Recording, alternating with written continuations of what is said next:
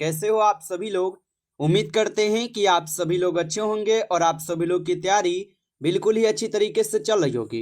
तो प्यारे बच्चों, आज के इस क्लास में हम सभी लोग जो है पढ़ने वाले हैं क्लास 12 हिंदी के प्यारे बच्चों 50 most important VVI objective question को, जो कि बच्चों आपके 6 फरवरी के फाइनल बोर्ड परीक्षा के लिए सभी क्वेश्चन इंपॉर्टेंट है। तो आप लोग अच्छे से देखना इस क्लास को, और इस क्लास में दिए जाने वाले इन सभी क्वेश्चन को आप अच्छे से याद कर लीजिएगा। प्यारे बच्चों, ये आर्ट्स, कॉमर्स और साइंस तीनों के लिए है। यदि आप किसी भी छात्र यानी कि किसी भी सब्जेक्ट के आप स्टूडेंट हो तो आपके लिए क्लास बच्चों हिंदी और इंग्लिश सेम होता है। तो आप लोग अच्छे से देखना और इस 50 प्रश्न को आप लोग अच्छे से पढ़ के जाना। तो चलिए क्लास को स्टार्ट करते हैं, और आप जो है प्यारे बच्चों हमारे साथ जो है ना चैट सेक्शन में भी आंसर लगाते चलिएगा। और देखिएगा बच्चों, क्वेश्चन यहाँ पे दिया गया है। क्वेश्चन है कि हिंदी साहित्य का सूर्य जो है किस कवि को बच्चों कहा जाता है। चलिए आंसर लगाइएगा, चैट सेक्शन में सभी लोग आंसर लगाइएगा कि हिंदी साहित्य का सूर्य किस कवि को कहा जाता है। तो याद रखिएगा प्यारे बच्चों, यह कहते हैं सूरदास को। ऑप्शन यहाँ पे आपका डी सही जवाब है, सूरदास को कहते हैं। अगला प्रश्न देखिएगा, आपका 2 नंबर क्वेश्चन है, और क्वेश्चन है कि ईश्वर का पर्यायवाची शब्द है। चलिए आंसर लगाइएगा, क्या होगा आपका कि ईश्वर का पर्यायवाची शब्द होगा। तो ईश्वर का पर्यायवाची शब्द बच्चों यहाँ पे इनमें सभी होगा, भगवान, परमात्मा और जगदीश, ये सभी होता है। ऑप्शन डी कीजिएगा बच्चों सही जवाब। अगला प्रश्न देखोगे, यहाँ पे 3 नंबर क्वेश्चन है आपका कि कमल का पर्यायवाची शब्द है। चलिए आंसर लगाइएगा कि कमल का पर्यायवाची शब्द होगा बच्चों। तो कमल का पर्यायवाची शब्द यहाँ पे जलज हो जाएंगे। ऑप्शन सी कीजिएगा, जलद होगा। ऑप्शन सी है सही जवाब, जलज होगा। अगला प्रश्न देखेंगे, 4th नंबर क्वेश्चन है कि अत्याचार का संधि विच्छेद क्या होगा। चलिए बताएंगे, अत्याचार का संधि विच्छेद क्या होगा। तो बच्चों याद रखना आप सभी लोग, अत्याचार का संधि विच्छेद जो है यहाँ पे आपके क्या हो जाएंगे, तो आप बताएंगे अति जोर अचार हो जाएंगे। यहाँ पे ऑप्शन आपका 20 सही जवाब है, अति जोर अचार होगा, याद रखना। चलिए आगे देखते हैं, अगला प्रश्न देखिएगा, 5 नंबर क्वेश्चन है। क्वेश्चन है कि पाप पुण्य जो है ये कौन सा समास है। बच्चों ये सभी क्वेश्चन इंपॉर्टेंट और वीवीआई सेलेक्टेड क्वेश्चन है, जो आपके पेपर में बच्चों 100% आने वाला है। तो आप अच्छे से इनको पढ़ के जाना अपने परीक्षा में, और बताइएगा यहाँ पे आप कि पाप पुण्य कौन सा समास है।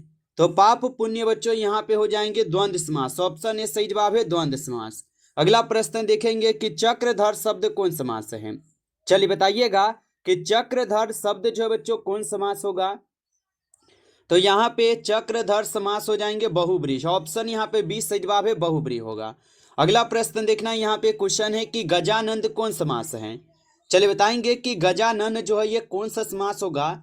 तो गजानन जो है यहाँ पे हो जाएंगे आपके बहुब्रीहि समास। ऑप्शन भी सही जवाब है, बहुब्रीहि समास होगा, याद रखना। आगे देखिएगा बच्चों, यहाँ पे क्वेश्चन है कि कामचोर कौन सा यहाँ पे शब्द का समास है। बताइए कि कामचोर शब्द कौन समास है।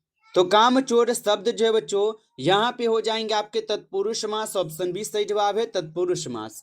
अगला प्रश्न देखिएगा, क्वेश्चन है कि अपेक्षा का विलोम शब्द क्या होगा। चलिए बताइएगा आप सभी लोग कि अपेक्षा का विलोम शब्द क्या होगा। तो अपेक्षा का विलोम शब्द होगा यहाँ पे उपेक्षा। ऑप्शन यहाँ पे बी सही जवाब है, उपेक्षा हो जाएगा। अगला प्रश्न देखेंगे, क्वेश्चन है कि प्यासा में कौन सा प्रत्यय है। चलिए आंसर लगाइएगा, बिल्कुल फास्ट करेंगे बच्चों क्लास, ठीक है। कम समय में कोशिश करेंगे कि सभी क्वेश्चन हो जाए। और बताइए कि प्यासा शब्द में कौन सा यहाँ पे प्रत्यय होगा। तो प्यासा में आप लोग का क्या है, प्यासा लास्ट में आ रहा है, ऑप्शन सी हो जाएगा। आगे देखना बच्चों, यहाँ पे क्वेश्चन है कि लिखावट शब्द में प्रत्यय है। चलिए बताइएगा आंसर क्या होगा, लिखावट शब्द में कौन सा प्रत्यय होगा। तो लिखावट में आप लोग का क्या है, लिखावट, लास्ट में क्या है, आवट शब्द है। ऑप्शन बी सही जवाब है, आवट जो है ना यहाँ पे प्रत्यय है। अगला प्रश्न देखिए कि अभिनेता में उपसर्ग है। चलिए बताइएगा कि अभिनेता में उपसर्ग हो जाएंगे। तो अभिनेता में अभी जोड़ नेता, यहाँ पे अभी जो है आप लोग का उपसर्ग है, याद रखिएगा। अगला प्रश्न देखोगे बच्चों, यहाँ पे क्वेश्चन है कि प्रबल में उपसर्ग है। बताइएगा आंसर क्या होगा कि प्रबल में उपसर्ग हो जाएंगे। तो प्रबल में यहाँ पे कौन सा उपसर्ग है, तो प्र जो है यहाँ पे आपको उपसर्ग शब्द है, ऑप्शन बी होगा। अगला प्रश्न देखिएगा कि भाववाचक संज्ञा का उदाहरण होगा। चलिए बताइए आप सभी लोग, भाववाचक संज्ञा का उदाहरण क्या होगा। तो यहाँ पे पश्चिम जो है ये तो व्यक्तिवाचक में आ जाएगा, और नदी जो है ये जातिवाचक में आ जाएगा, और सभा जो है ये समूहवाचक में आ जाएगा। यानी कि बच गया आपका मिठास। तो मिठास क्या है? ये भाववाचक शब्द है। ऑप्शन सी हो जाएगा सही जवाब। बच्चों ये तो क्वेश्चन आप लोग अच्छे से बनाओगे, ठीक है। जो आंसर ना रहे उसका तो आप लोग गलत करके आगे बढ़ते चले जाएंगे और बन जाएगा क्वेश्चन। क्वेश्चन है कि जो बहुत बोलता है उसे एक शब्द में क्या कहा जाता है? तो जो बहुत बोलता है उसे एक शब्द में यहाँ पे वाचाल कहते हैं, ठीक है, वाचाल कहते हैं। आगे देखोगे प्रश्न यहाँ पे कि निम्नलिखित में से कौन सी रचना ओम प्रकाश वाल्मीकि की है। चलिए आंसर लगाइएगा। निम्नलिखित में से कौन सी रचना है जो कि ओम प्रकाश वाल्मीकि जी का है? तो चलिए इसको देख लेते हैं। यहाँ पे ऑप्शन ए में है कि एक लेख और एक पत्र। ये किसका है? ये भगत सिंह का है, ये आपका नहीं होगा। ओ सदानीरा जगदीश चंद्र माथुर का है, ये भी आपका नहीं है। उसने कहा था, ये तो हो जाएंगे चंद्रधर शर्मा गुलेरी जी। बच गया आपका जूठन, तो जूठन ही हो जाएगा ओम प्रकाश वाल्मीकि की रचना। ऑप्शन डी करना। आगे देखो बच्चों, यहाँ पे प्रश्न है कि ओम प्रकाश वाल्मीकि को जयश्री सम्मान जो है ना कब दिया गया था।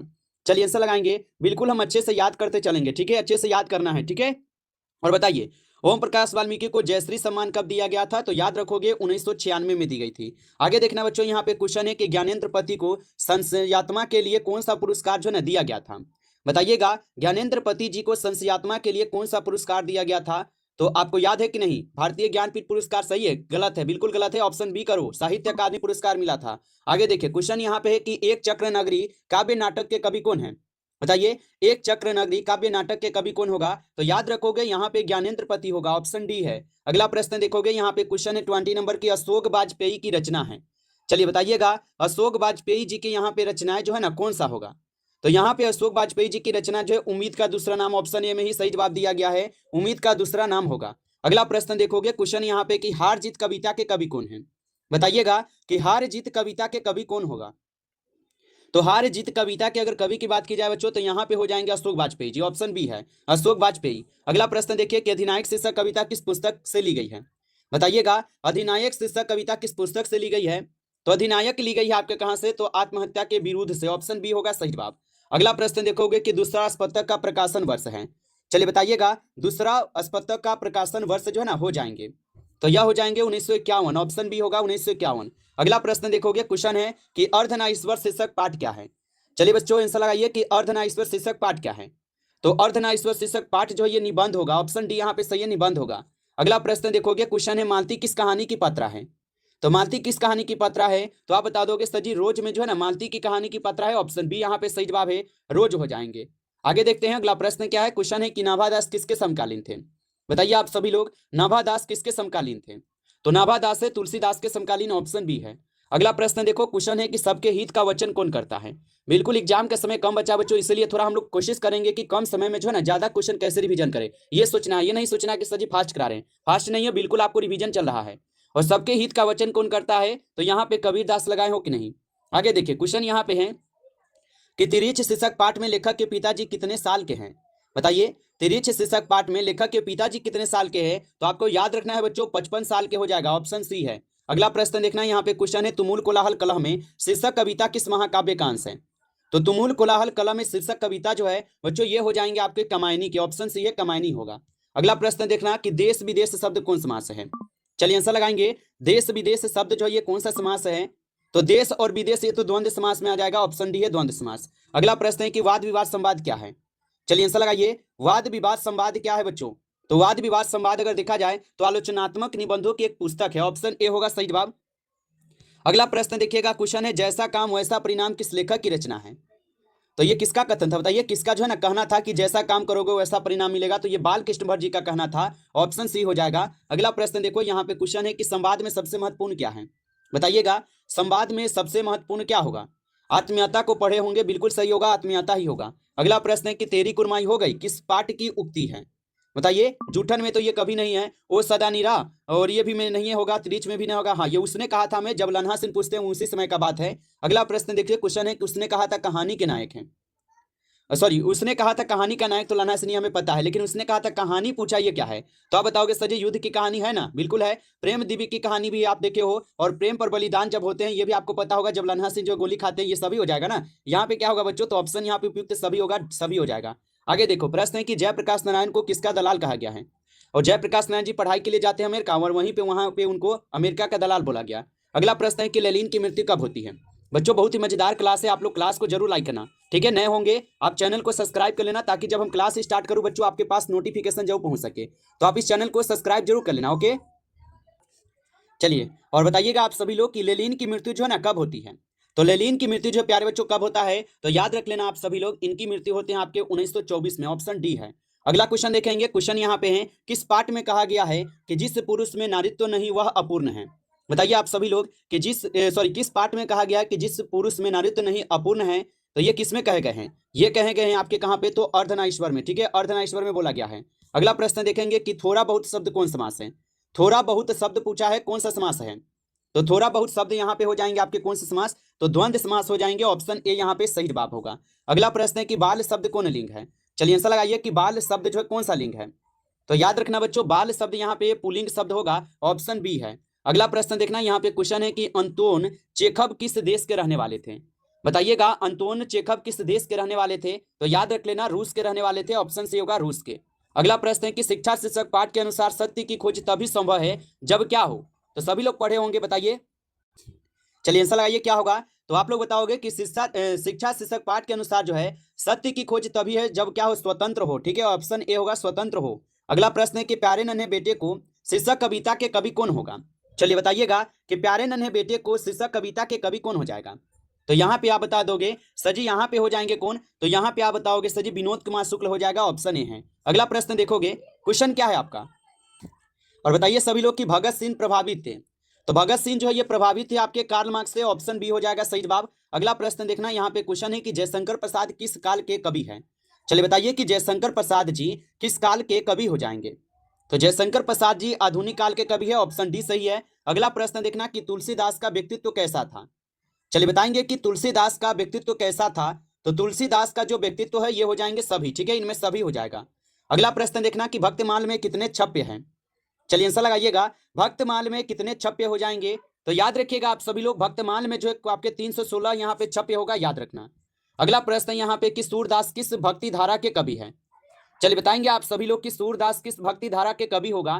तो सूरदास हो जाएंगे आपके कृष्ण भक्ति धारा के कवि, ऑप्शन बी है। अगला प्रश्न यहाँ पे कबरक जायसी की किस रचना से लिया गया है। चलिए आंसर लगाइएगा। और बच्चों आपको अगर नोट्स लेना हो तो आप इस नंबर पे आप एसएमएस जरूर कर लेना, 962 18 834, ठीक है। आप लोग इस नंबर का स्क्रीनशॉट ले लीजिए, और नोट्स लेना हो बच्चों तो आप एक बार व्हाट्सएप पे जरूर एसएमएस कीजिए और बोलिए कि सर हमें नोट्स चाहिए, ठीक है। आप जरूर नोट्स को लेना। ये नोट्स बच्चों अभी आपको 99 में ये नोट्स अभी आपको उपलब्ध है, आप लोग ले सकते हो, स्क्रीनशॉट ले लो। और कबरक जायसे की किस रचना से लिया गया, तो आंसर क्या लगाए हो। तो आप बताओगे सर जी पद्मावत से, ऑप्शन डी है। अगला प्रश्न देखिए, इस क्लास का लास्ट प्रश्न है कि शिक्षा शास्त्र के लेखक कौन है। तो शिक्षा शास्त्र के लेखक जय कृष्णमूर्ति जी है, ऑप्शन ए हो जाएगा जय कृष्णमूर्ति। तो बच्चों ये रहे आपके कुल 50 क्वेश्चन, ठीक है। कितना आपको सही हुआ है आप जरूर बताइएगा। क्लास कैसा लगा है आपको मेरा, आप लोग जरूर कमेंट में बताइएगा। अच्छा लगा हो तो आप लोग जरूर लाइक कर लेना, ठीक है, लाइक जरूर कर लेना सभी लोग। नए जुड़े हो तो आप इसी तरीके से डेली क्लास करने के लिए आप चैनल को सब्सक्राइब करके और नोटिफिकेशन को दबा के जुड़ जाना, ताकि बच्चों हम जब क्लास स्टार्ट करें आपके पास नोटिफिकेशन क्लास का पहुंच जाए।